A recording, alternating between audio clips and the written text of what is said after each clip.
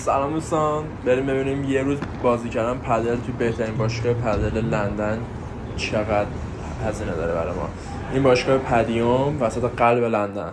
میریم تو سایت برای رزرو زمین، همونطور که میبینین میزنیم برای تاریخ 18 جولای و ساعت 11:30.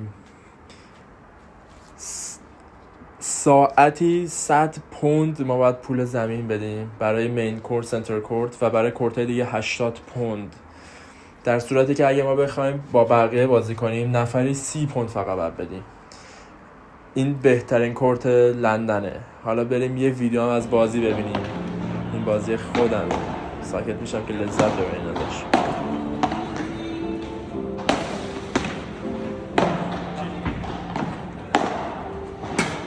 همونطور که میبینیم کیفیت زمین بسیار عالی، فضا عالی، سقف بلند.